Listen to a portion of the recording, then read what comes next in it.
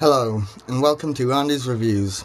Today we're going to go back to 1992 and Oliver Stone's controversial JFK, a copy of which I have here on Blu Ray. Now, the first thing to say about this film on a personal level is that my teacher when I was at primary school was interested in the Kennedy assassination. We had a mock trial of Lee Harvey Oswald. I got really interested, and it was more or less when I began to have a feeling about politics and the machinations of the world around me. So to me, this film is extremely emotive. It's something I really cherish. I love this movie. I think it's absolutely fantastic. Many people disagree, but perhaps not for the reasons that I would choose to like the film, if that makes sense. But yes, anyway, okay, so JFK, Oliver Stone, director of Born on the 4th of July, Platoon, Wall Street, some of the greatest films ever made. This man, to me, is a genius, although obviously Alexander was a load of old poop, and let's be honest, Bush wasn't really a very good movie. But in the context of JFK, at the time, this film caused controversy.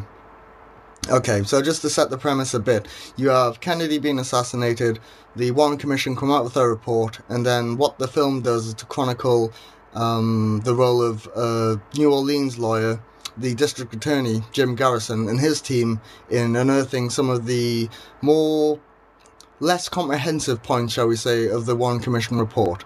Okay, so what Stone does is to dissect the bits of the report where there are inconsistencies and puts forward a new almost a new hypothesis, raises new questions, puts forward a new essay to think, okay, John Kennedy was assassinated, this could have been what happened. So the problem I have with people who criticize JFK is he's not actually saying this is the case. He doesn't want you to watch this film and go away thinking, oh yes, the CIA suddenly killed Kennedy, it was Lyndon Johnson, because he knows that as an audience, you have the intelligence to pick his argument apart as much as you do the Warren Commission. So Stone has a respect for the audience, which is one of the criticisms of this film that I just don't understand. It's like, if you believe in the Warren Commission, you can still believe in it, but this offers you this can offer you a critique to your own opinion, which is essential for any opinion that holds any veracity or any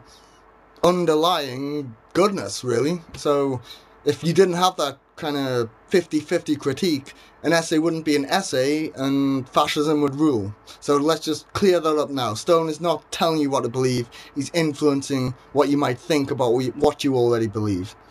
But okay, let's just get past all of that.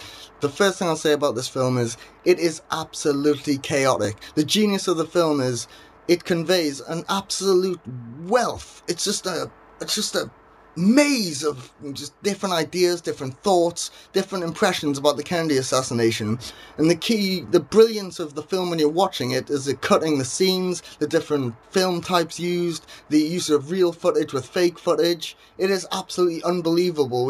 And the performances, Kevin Costner, people say that he's wooden in this film. He's not. He's the mantle that the film is going to be carried on. Kevin Costner in this film is the legend. Kevin Costner is one of the all-time greats. Okay? Let's just clear that up now. Untouchables, genius. JFK, genius. Robin Hood, Prince of Thieves, a little bit stupid, but still particularly good. Bull Durham, genius. No Way Out. God, that film was great. So Costner, let's not even criticize him here. And back him up, you have Sissy Spacek. You have Joe Pesci, you have Kevin Bacon, you have Tommy Lee Jones. So the cast, they're into it, they're feeling it, they're loving it, and that's great. But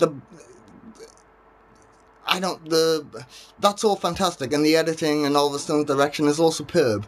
But the film itself is based more or less around the writings of Jim Garrison himself, the On the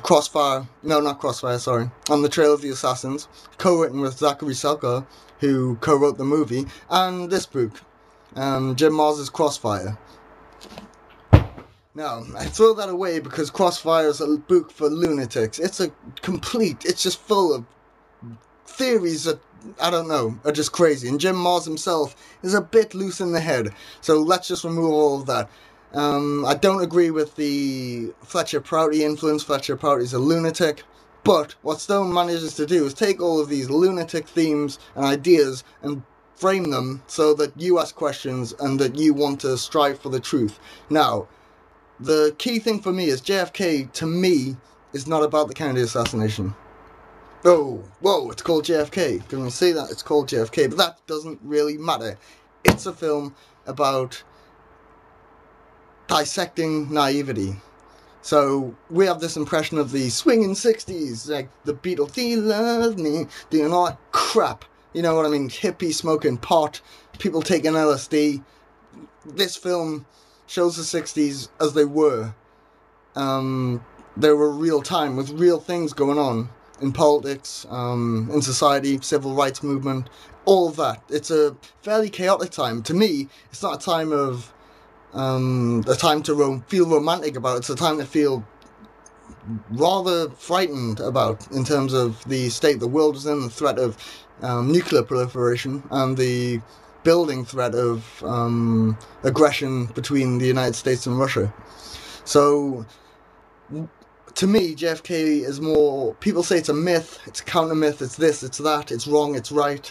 To me, it's a fable. It's a political fable to show that it's, in terms of our impressions of politicians, whether it be in the White House or the English Parliament, wherever, politics, you can look underneath the surface and there could be something bad going on. And I'm not saying that that politicians are all criminals or assassins or anything like that. What I'm saying is it allows you as the watcher to embrace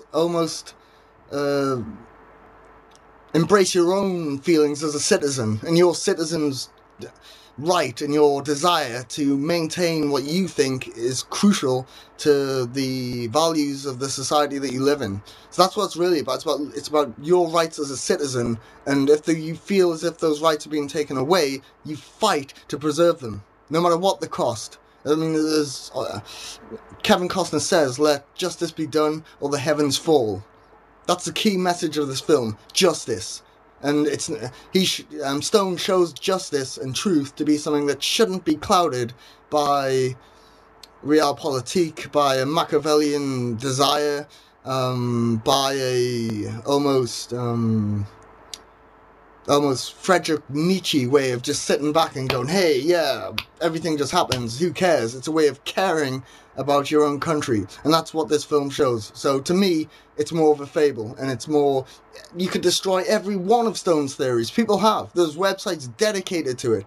But the key thing is, it's not really about any of that. It's about the fact that you as a citizen can look after the country that you want your children to grow up in. As Stone says at the end of the film, he dedicates his film to the young. And we, as adults, can shape what those young people will see as their future. And in that future, hopefully, they'll strive for the truth. And they may strive for the truth because they see JFK.